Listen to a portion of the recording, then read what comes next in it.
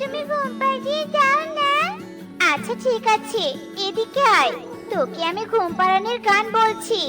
ঘুম পাড়ানি মাসি পিসি মোদের বাড়ি এসো। মা, এই গানটা শুনবো না মা, তুমি আমাকে অন্য একটা গান শোনাও। অন্য ছড়া শুনবি? আচ্ছা ঠিক আছে, বলছি। আয় আয় চাঁদ মামা, টিপ দিয়ে যা, চাঁদের কপালে চাঁদ টিপ দিয়ে যা। মা, প্রতিদিন তো চাঁদ মামাকে জানালা দিয়ে দেখতে পাই, আর দেখা যাচ্ছে না কেন? দেখি তো জানালা দিয়ে ভালো করে। মা, ও মা, সত্যি তো আকাশে চাঁদ নেই। তাই তো, আকাশের চাঁদটা আবার কোথায় গেল? এখন তো পূর্ণিমা, এই সময় তো চাঁদ তার নিজের সব আলো দিয়ে পৃথিবী আলোকিত করে। হঠাৎ করেই রাতের আকাশে চাঁদ ওঠা বন্ধ হয়ে যায়। চাঁদ না ওঠার কারণে বনের পাখিরা বেশ চিন্তায় পড়ে যায়। জেলেরা মাছ ধরতে রাতের বেলা আর সমুদ্রে যেতে পারছিল না। এ নিয়ে বনের ভেতর শোরগোল পড়ে যায়। আমি তো কিছু বুঝতে পারছি না, এখন পূর্ণিমার রাত অথচ রাতের আকাশে চাঁদ উঠছে না। ব্যাপারটা খুবই রহস্যজনক। হ্যাঁ ময়ূরী, তুই একদম ঠিক বলেছিস। চাঁদ উঠছে না বলে আমি রাতে সমুদ্রেও যেতে পারছি না। সংসার চালানো খুব কষ্টের হয়ে যাচ্ছে। শুধু কি তাই, বনের অনেক দরিদ্র পাখি তো চাঁদের আলোর উপর নির্ভর করে চলতো। ছোট ছোট বাচ্চারা চাঁদের আলোয় পড়াশোনা করত, খেলা করত, কিন্তু এখন তার কিছুই হচ্ছে না। সত্যি তো, আকাশের চাঁদটা কোথায় চলে গেল? চাঁদ না উঠলে যে আমরা অনেক সমস্যায় পড়ে যাব। সূর্যের আলোর মতো আমাদের যে চাঁদের আলো প্রয়োজন। টুনি, এ বনের সব থেকে সাহসী পাখি তুই, আর তোর না একটা পরিবন্ধু রয়েছে? তুই পারবি আমাদের এই বিপদ থেকে রক্ষা করতে। হ্যাঁ হ্যাঁ, কালু ঠিক বলেছে। টনি, একমাত্র তুই পারবি এই সমস্যার সমাধান করতে। শান্ত হও তোমরা।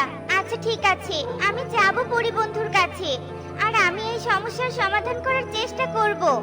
এরপর টুনি সবার কাছে বিদায় নিয়ে তার উদ্দেশ্য পূরণ করার লক্ষ্যে রওনা হয়ে পড়ে। টুনি অনেক পথ পাড়ি দিয়ে অবশেষে পাথরের চূড়ায় এসে পৌঁছায়। পরিবন্ধু, পরিবন্ধু, কোথায় তুমি? তোমাকে যে আমার খুব প্রয়োজন। আমি যে অনেক বিপদে পড়ে তোমার কাছে এসেছি। আরে টুনি বন্ধু, তুমি কি হয়েছে? এত বিচলিত লাগছে কেন? এরপর টুনি সব ঘটনা পরীকে খুলে বলে। সব শুনে পরিবন্ধু বলে, এ তো জটিল সমস্যা। তবে তো এক্ষুনি আমাদের চাঁদের দেশে যাওয়া উচিত। চাঁদের দেশে গেলেই আমরা বুঝতে পারবো আকাশে চাঁদ কেন উঠছে না। তুমি চিন্তা করো না বন্ধু, আমি তোমাকে চাঁদের দেশে নিয়ে যাব। এরপর পরে জাদু করে একটা মাদুর প্রকট করে, আর সেই মাদুরে করে রওনা হয়ে পড়ে চাঁদের দেশে। অনেক পথ পাড়ি দেবার পর অবশেষে তারা চাঁদের দেশে পৌঁছায়। আরে, চরকা সুতো তো সব এখানে পড়ে আছে, তবে চাঁদের বুড়ি কোথায়? একি, তোমরা কে? এখানে কি চাই? আসলে পৃথিবীতে চাঁদ দেখা যাচ্ছে না, তাই আমরা চাঁদে এসেছিলাম কি সমস্যাটা জানার জন্য। চাঁদের যেসব কার্যক্রম বন্ধ হয়ে আছে, তাই চাঁদ উঠছে না। চাঁদের বুড়ি যতক্ষণ চরকা কাটে ততক্ষণ চাঁদ ওঠে, কিন্তু দুদিন থেকে চাঁদের বুড়ি নিখোঁজ। শোনা গেছে চাঁদের বুড়িকে এক ডাইনি ধরে নিয়ে গেছে, তাই তো চাঁদ উঠছে না। তুমি কি জানো নীল পাখি, চাঁদের বুড়িকে ওই ডাইনি কোথায় ধরে নিয়ে গেছে? না, আমি জানি না, তবে শুনেছি ওই ডাইনি তুষার রাজ্যে থাকে। তোমাদেরকে পথ খুঁজে নিতে হবে, আর চাঁদের বুড়িকে ডাইনির হাত থেকে রক্ষা করতে হবে। পরিবন্ধু, এখানে বসে থাকলে চলবে না। আমরা এখানে যে উদ্দেশ্যে এসেছি তা পূরণ করতে হবে। এরপর পরি আর টুনি চাঁদের দেশে উঠতে শুরু করে। পরিবন্ধু, এখানে তো চারপাশ মেঘ আর মেঘ। চাঁদের দেশ থেকে আমরা কি করে তুষার রাজ্যে যাব? টুনি, ওই দেখো, সামনে একটা সাদা দরজা দেখা যাচ্ছে। মনে হয় ওই দরজাই চাঁদের দেশ থেকে বের হওয়ার রাস্তা। চলো। এরপর তারা দুজন দরজা খুলতেই এক অন্য নগরীতে পৌঁছে যায়। সেখানের চারপাশ অনেকটা পৃথিবীর মতো দেখতে। চারপাশে সবুজ গাছপালা ফুলে ফলে ভরা ছিল। প্রজাপতিরা নানান ফুলে বসে বসে মধু খাচ্ছিল। এত সুন্দর জায়গা, মনে হচ্ছে যেন রূপকথার কোনো ফুলের রাজ্যে চলে এসেছি। চারপাশটা কি সুন্দর দেখতে। পরিবন্ধু, চলো ওই দিকটায় যাই, কাউকে পেলে জিজ্ঞেস করা যাবে। প্রজাপতি, প্রজাপতি, তুমি কি তুষার রাজ্যের পথ জানো? আসলে চাঁদের বুড়িকে ডাইনি ধরে নিয়ে গেছে। তুমি কি বলতে পারবে তুষার রাজ্যে আমরা কি করে পৌঁছাবো? আমি বলতে পারবো না ঠিকই, কিন্তু তোমাদের সাহায্য করতে পারবো। এখান থেকে কিছুটা পথ গেলেই একটা নদী পড়বে, আর ওই নদীর ঠিক মাঝখানে দুটো বাড়ি রয়েছে। ওই দুই বাড়িতে বসবাস করে দুই জলকন্যা। একমাত্র দুই জলকন্যাই তুষার রাজ্যে যাওয়ার পথ সম্পর্কে তোমাদের বলতে পারবে। তোমরা বরং ওই নদীর দিকে যাও। তোমাকে অনেক ধন্যবাদ প্রজাপতি। পরিবন্ধু, চলো আমাদের নদীর দিকে যেতে হবে। এরপর পরি আর টুনি নদীর দিকে রওনা হয়ে পড়ে। টুনি, এই তো সেই নদী। ঘাটে একটা নৌকাও বাঁধা আছে। চলো তবে যাওয়া যাক।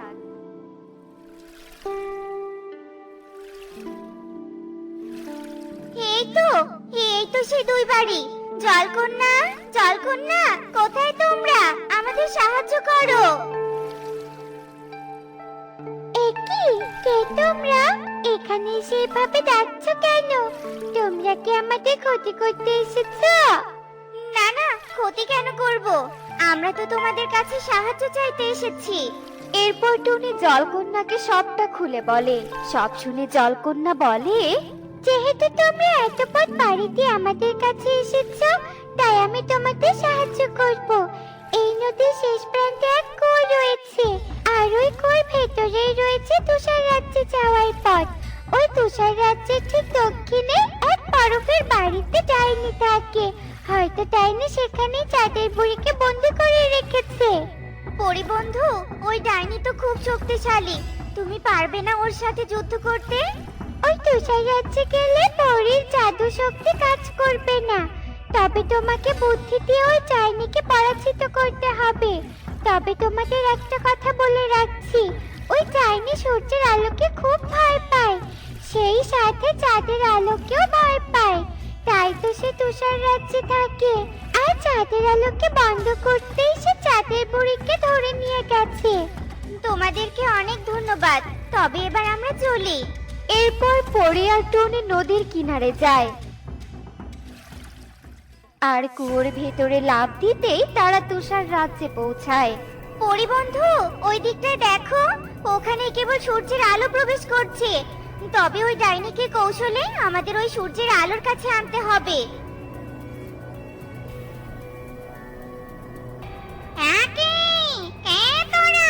তোদের সাহস তো কম নয়, তোরা আমার এখানে এসেছিস। ডাইনি বোন, এক্ষুনি পালাও এখান থেকে। তোমার তুষার রাজ্য আক্রমণ হতে চলেছে। পাখি পরি, জলকন্যা সবাই তোমার দিকে এগিয়ে আসছে। পালাও, পালাও, পালাও। এসব বলছিস তুই? এত কথা বলার সময় নেই। তুমি তাড়াতাড়ি আমার পিছন পিছন চলো। আগে তোমাকে রক্ষা করতে হবে, পরে তোমাকে সবটা বুঝিয়ে বলবো। ডাইনি টুনির কথা বিশ্বাস করে টুনির পেছন পেছন যেতে থাকে। আর টুনি কৌশলে ডাইনিকে সূর্যের আলোর কাছে নিয়ে যায়। সূর্যের আলো ডাইনির শরীরে পড়তেই ডাইনি ধ্বংস হয়ে যায়। এদিকে পরি আর টুনি চাঁদের বুড়িকে রক্ষা করে তাকে নিয়ে চাঁদের দেশে ফিরে আসে। আমি এক্ষুনি চরকা কাটলে আবার আকাশে চাঁদ উঠবে। এরপর চাঁদের বুড়ি চরকা কাটতে শুরু করে। আর চরকা কাটতেই মেঘ সরে গিয়ে আকাশে চাঁদ ওঠে। চাঁদ দেখে বনের পাখিরা খুশিতে নাচতে শুরু করে। তারপর পরি আর টুনি তাদের উদ্দেশ্য সফল করে বনে ফিরে আসে। আর সবাই টুনির প্রশংসা করে। ঝেপে ধান দিব মেপে, আই বৃষ্টি ঝেপে ধান দিব মেপে, লেবুর পাতা গরম চা, যা বৃষ্টি ঝরে যা, লা লা লা লা লা লা লা। তোর কি মাথা খারাপ হয়ে গিয়েছে নাকি? অসময় তুই আবার বৃষ্টিকে ডাকছিস কেন? তোর তো ঘর বানানোই এখনো হয়নি। আমি ঘর বানাচ্ছি না রে পাগলা, ঘর মেরামত করছি। কিন্তু মাঝখান থেকে তুই এসে আমাকে জ্ঞানের কথা শোনাচ্ছিস কেন? তুই ভুল বুঝছিস টোনা, আমি তোকে জ্ঞানের কথা শোনাচ্ছি না। আমি তো তোকে শুধু প্রশ্ন করলাম যে ঘরের কাজ না হতেই তুই আবার বৃষ্টি ডাকছিস কেন? সেসব আমার ব্যাপার, তোকে তো অত কিছু বলতে পারবো না। তুই এখানে কি উদ্দেশ্যে এসেছিস সেটা বল। চুরি করার মতলব নেই তো আবার? শোন ভাই, বহু কষ্টে এই সামান্য বাঁশ আর কাঠ জোগাড় করে এনেছি। প্লিজ তুই আবার এসব চুরি করিস না। না না টোনা, তুই ভুল করছিস। আমি এখানে তো ঘর বানানোর আইডিয়া নিতে এসেছি। আসলে বিয়ের পর ঘর সংসার আর বউয়ের আবদার সামলাতে গিয়ে সামান্য খাবার চুরি করেছি ঠিকই, কিন্তু দামি কোনো জিনিস চুরি করিনি। যদিও বা চুরির জন্য তোদের গণধরায়ও খেয়েছি, কিন্তু চোর অপবাদ থেকে আর মুক্তি পাইনি। পাপ করলে তো পাপের ফল ভোগ করতে হবে কালু দাদা। সে আমি হাড়ে হাড়ে বুঝতে পেরেছি টুনি দিদি, তাই তো মাথা পেতে অন্যায়টা মেনে নেই। যাই হোক টোনা, তুই যে পুরনো ঘর এভাবে মেরামত করছিস, বর্ষার মৌসুমে এই ঘর টিকবে তো? তোর ঘরটা তো এখনই নড়বড় লাগছে, তুই তো আরো ভালোভাবে ঘরটা বানাতে পারতি। আমার ঘর নিয়ে তোকে অত ভাবতে হবে না কালু, আমার কাজ আমাকে করতে দে। অযথা জ্ঞান দিয়ে আমার কানের মাথাটা খাস না তো। টোনা যাতা কথা বলে কালুকে তাড়িয়ে দেয়, আর কালু গম্ভীর মুখে সেখান থেকে উঠতে উঠতে চলে যায়। আর পথেই দেখে মিনু তার ঘরের চালের উপর গোবর লেপে দিচ্ছে। আরে বাস, এই মিনু মাসির আবার কি হলো? মিনু মাসি আবার ঘরে চালাতে কি করছে? যাই তো একটু অনুসন্ধান করে আসি তো। ও মিনু মাসি, তুমি ওখানে করছোটা কি? তুমি আবার পাগল হলে নাকি?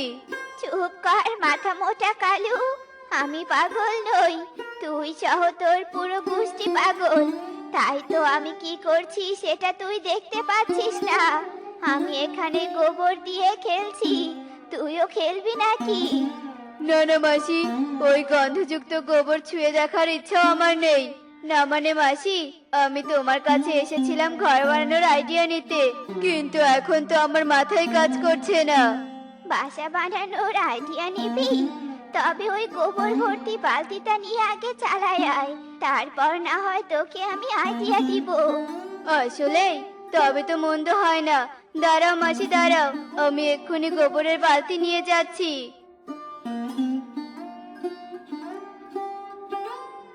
শোন কালু, আমি আসলে গোবর দিয়ে ঘরের চাল লেপে দিচ্ছি, যাতে ঘরের চালার সামান্য ফুটো থাকলেও সেটা বন্ধ হয়ে যায়, আর বর্ষাকালে আমি আরামে ঘরে থাকতে পারি। হ্যাঁ, বলছো কি মাসি? গোবর দিয়ে ঘর? ব্যাপারটা কেমন যেন বিদঘুটে। বৃষ্টির জলে গোবর গলে যদি তোমার শরীরে পড়ে, তখন তোমাকে দেখতে কেমন লাগবে বলো তো? ওরে বদমাইশ কালু রে, আমার আইডিয়ার প্রশংসা না করে তুই কি না আমার গোবর মাখা ভবিষ্যৎ চিন্তা করছিস? তুই কি ভালোই ভালোই এখান থেকে যাবি, নাকি এই গোবরের বালতিতে তোকে নাকানি চুবানি দিব? না না মাসি, তার আর দরকার নেই, আমি এমনিই চলে যাচ্ছি। গোবরের গন্ধ যে আমার এমনিতেও সহ্য হয় না। বাবারে বাবা। কালু কাক নাক সিটকাতে সিটকাতে সেখান থেকে চলে যায়। আরে কালু তোরা যে তুই হঠাৎ এখানে? তা বলছি এখানে কিন্তু মাটি ছাড়া আর কিছুই নেই। চুরির ধান্দা এখানে আসলে তোর খুব একটা লাভ হবে না। না না খরগোশ, তুই ভুল ভাবছিস। মাটি দিয়ে ঘর বানানো দেখেই আমি এখানে এসেছি। আচ্ছা, তুই যে এত কষ্ট করে মাটিতে ঘর বানাচ্ছিস, ঘন বৃষ্টি হলে তো তোর ঘর ভেঙে যাবে। বন্যার কথা তো বাদই দিলাম। মাটিতে ঘর বানাবো না তো কি গাছের ডালে ঘর বানাবো? আমাকেও কি তোর পাখি মনে হয় নাকি? এখন আমার কানের মাথা না খেয়ে যা তো এখান থেকে। দেখেছো কাণ্ড, বেলা গড়িয়ে বিকেল হলো, আমার স্বামীটা এখনো এলো না। আমার স্বামী কি আমার কথা ভুলেই গিয়েছে নাকি? না বউ, আমি তোমাকে ভুলিনি। আমি কি আমার সুন্দরী বউকে ভুলতে পারি নাকি? তবে তোমার এত দেরি হলো কেন? আমি যে সকাল থেকে না খেয়ে আছি, সেটা কি তুমি ভুলে গিয়েছিলে নাকি বলো তো? আজকাল তুমি আর আমার যত্ন করো না, আগে আমার জন্য কত স্পেশাল খাবার আনতে। আগে তো চুরি করতাম, এখন তো আর চুরি করছি না। অভিযোগ করো না তো বউ। এই নাও, আমি তোমার জন্য খিচুড়ি নিয়ে এসেছি। এবার খিচুড়ি খেয়ে পেট ঠান্ডা করো দেখি। কালু কাক খিচুড়ির পোটলাটা খুলে দিতেই সুন্দর ঘ্রাণ বেরোয়, আর কাকুলি সব অভিযোগ ভুলে গিয়ে ঘাপুস ঘুপুস করে খিচুড়ি খেতে থাকে। হঠাৎ আকাশে মেঘ জমতে শুরু করে, আর মেঘের ডাক শুনে কাকুলির খাওয়া বন্ধ হয়ে যায়। এই রে, মেঘ তো ভালোই গর্জন করছে। কালু, বর্ষাকাল যে পড়েছে, মেঘ কিন্তু তার প্রমাণ দিচ্ছে। বলছি, এখনো তো তুমি আমাদের নতুন বাসা বানালে না, এই বর্ষায় আমরা থাকবো কোথায়? সেই চিন্তা তোমাকে করতে হবে না কাকুলি, অনেক ঘুরে ঘুরে সবার বাসা বানানো দেখে আমি খুব ভালো অভিজ্ঞতা অর্জন করেছি। আর সেই অভিজ্ঞতা থেকে বলছি, বনের সবার বাসার থেকে ব্যতিক্রম বাসা হবে আমার। কারণ বাঁশ কাঠ খড় মাটি নয়, আমি বাসা বানাবো গাছের কোঠরে। বলছো কি? এই বুদ্ধি তোমার মাথায় এলো কিভাবে? কালু কাকের যেহেতু মাথা আছে, কালু কাকের মাথায় বুদ্ধিও আছে। বাসাটা বানানো হলেই কাকের বুদ্ধির পূর্ণতা পাবে।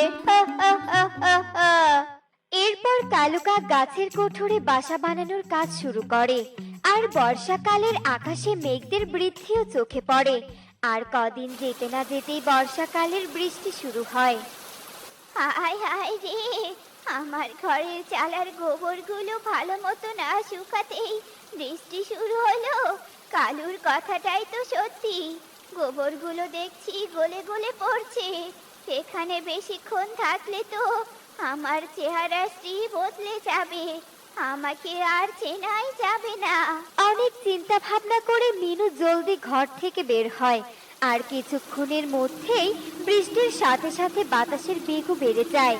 আর সেই বাতাস আর বৃষ্টিতে টোনাটুনির বাসাটাও ভেঙে যায়। ওরে বাবারে, এবার কি হবে রে? এই সামান্য বৃষ্টিতেই তো আমার ঘর ডুবে যাওয়ার উপক্রম হয়েছে। এখানে আর কিছুক্ষণ থাকলে হয় আমি জলে ডুবে যাব, আর নয়তো আমি এই মাটির ঘরের নিচে চাপা পড়বো। তার থেকে ভালো এক্ষুনি পালাই বাবা, এক্ষুনি পালাই। ওরে বাবা রে, এবার কি হবে? টুনি, এই বৃষ্টি কি আমাদের জীবনে কাল হয়ে যাবে নাকি? শুধু আমাদের জীবনে কেন, দেখো সব পাখিদের অবস্থাই খারাপ, সবাই প্রাণ নিয়ে ছোটাছুটি করছে, এমনকি খরগোশটাও বিপদে পড়েছে। কিন্তু কালু দাদার কাকুলি দিদিকে দেখছি না কেন? বলেছিলাম ওসব দুর্বল জিনিস দিয়ে ঘর না বানাতে, শোনেনি তো আমার কথা। এখন মনে হচ্ছে চোখের সামনে সব পাখিদের মৃত্যু দেখতে না চাইলে সবাইকে আশ্রয় দিতে হবে। হ্যাঁ হ্যাঁ, সেটাই করবো। জলদি ডাকো সবাইকে, বৃষ্টির বেগ যে বাড়ছে। এরপর কালু কাক সবাইকে ডাকতে থাকে। আর সব পাখিরা কালুর ডাক শুনে একে একে গাছের কোঠরে গিয়ে আশ্রয় নেয়। সত্যি কালু, তোর মাথায় অনেক বুদ্ধি, তাই তো এত সুন্দর নিরাপদ বাসা বানিয়েছিস, আবার আমাদের আশ্রয়ও দিলি। তবে তোর সাথে যে উল্টোপাল্টা কথা বলেছি সেগুলো ভুলতে পারছি না রে। হ্যাঁ রে কালু, তুই আমাদেরকে ক্ষমা করে দিস। ওসব আমি ভুলে গিয়েছি মাসি, তোমরাও বাদ দাও। আর খরগোশকে এখানে আনার বুদ্ধি করো। খরগোশ যে বৃষ্টিতে ভিজে যাচ্ছে,